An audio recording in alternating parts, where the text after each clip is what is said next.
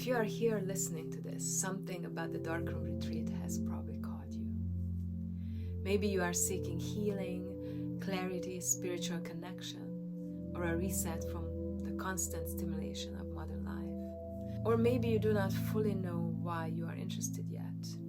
You simply feel drawn. Whatever brought you here, I want to welcome that curiosity. A Darkroom Retreat is not an ordinary experience, and it is not an ordinary decision. It asks us to step away from the familiar, to leave behind lights, screens, conversation, and the constant busyness of daily life, and to enter an environment of complete darkness and profound stillness. For many people, that can sound mysterious, beautiful, but also intimidating and all of the above. So my intention here is to share a little about what a Darkroom Retreat is, why human beings have practiced darkness for thousands of years, what I experienced during my own 7 days in the dark, and why Dale and I feel called to offer this work at Indigo Healing Center. This retreat is not about becoming someone new. It is about creating the conditions where we can begin to remember who we are beneath the noise. When the outer world becomes quiet, something deeper can begin to reveal itself. Some traditions call that pure awareness. Some call it Buddha nature. Some call it the Tao, the true self, or true nature. The words matter less than the experience. The darkroom does not give us something we do not already have. It simply removes enough distraction that we may begin to notice what has been here all along. So if you are considering this retreat, I invite you to listen with curiosity, not to decide whether you are ready enough or spiritual enough or experienced enough, but simply feel whether this experience is calling you. Let's begin by exploring why darkness has been considered a sacred teacher for thousands of years. So why darkness? After all, if our goal is healing, spiritual growth, or getting to know ourselves more deeply, why would we choose to sit in complete darkness? What's so special about it? What fascinates me is that people living thousands of years apart on different continents all came to a remarkably similar discovery. The ancient Taoists in China practiced prolonged darkness as part of their spiritual cultivation. Tibetan yogis entered dark retreats to deepen meditation and explored the nature of consciousness. The mystery schools of ancient Egypt also understood darkness as a place of transformation, a symbolic journey of death and rebirth, where old identities could fall away and something deeper could emerge. Different cultures, different languages, different beliefs, yet they all recognize the extraordinary power of darkness. Why?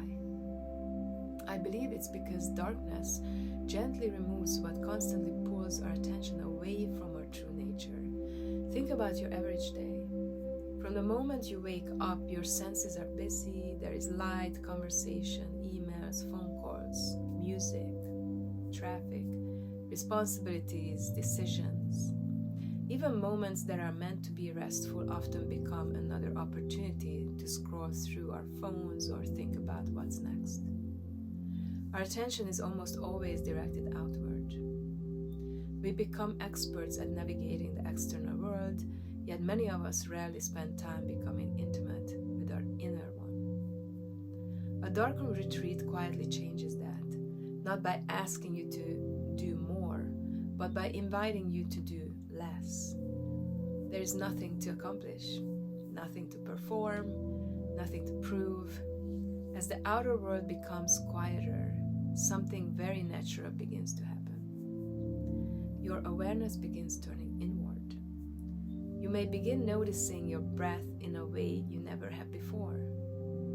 You may become aware of tension you've been carrying without realizing it. You may notice emotions that have been patiently waiting for your attention. You may discover a stillness that has always been there, but has been hidden beneath the constant activity of everyday life. To me, this is one of the greatest gifts of darkness. It doesn't force anything to happen, it simply creates space. Space for rest, space for reflection, healing, prayer, meditation, and just to simply be. And perhaps most importantly, space to rediscover your true nature. Not the person you've learned to become, not the conditioned self, not the roles you play in life, not the stories you have been telling yourself, but the quiet awareness that has been present beneath all of it. Many of the world's wisdom traditions point toward this same understanding. They remind us that beneath our thoughts, beneath our fears, beneath our conditioning, there is something whole and blissful, something that has never been broken. Darkness doesn't create that. It simply removes enough distraction for us to begin noticing it. That doesn't mean every moment will feel peaceful. In fact, many people initially become aware of just how busy their minds really are. And that's perfectly natural. Sometimes the first thing we discover in stillness is how difficult stillness can be. But even that is part of the gift, because we can't transform what we are unwilling to see. Awareness is always the beginning of healing. As you'll hear in my own story, my 7 days in darkness weren't about escaping life. They were about learning to meet life and myself in a completely different way. And that turned out to be one of the greatest gifts I have ever received. People often ask me what it was actually like to spend 7 days in complete darkness. When my dear friend Dale invited me to do a 7-day dark retreat at the Indiglo Healing Center, I immediately said yes. For many years, I had been fascinated by meditative spiritual practices, and I had read about the ancient dark retreat traditions. But I also knew that reading about something and living it are two very different experiences. So I entered the darkness with an open mind. Like many people, part of me wondered if I would have a profound mystical experience. Instead, the first thing I encountered was boredom. Without my usual routines and distractions, I became aware of just how much stimulation my mind has accustomed to. I also noticed that it kept returning to several unresolved conflicts that had been unfolding in my life just before I entered the retreat. Again and again, I found myself trying to solve them, looking at them from every possible angle, trying to find the answer. After a few days, I realized something. Nothing new was happening. I was simply thinking the same thoughts over and over again. Finally, I remember saying to myself, I give up. Not in defeat, in surrender.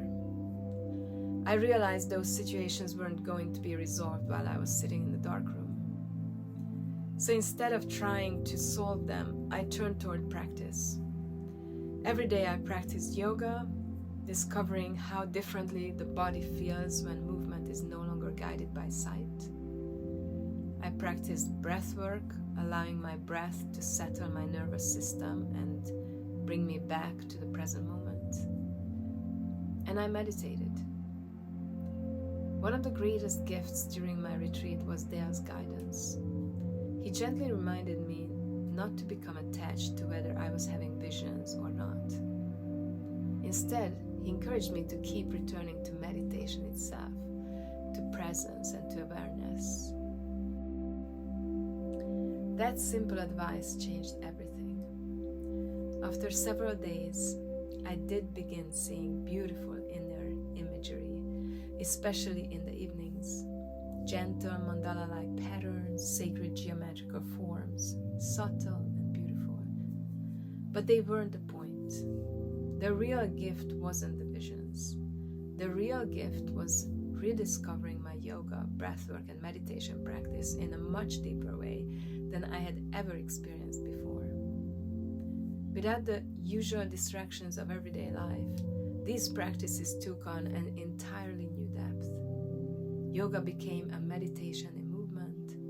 Breathwork became a way to feel waves of energy moving through my nervous system, while the dark room seemed to illuminate with light arising from within.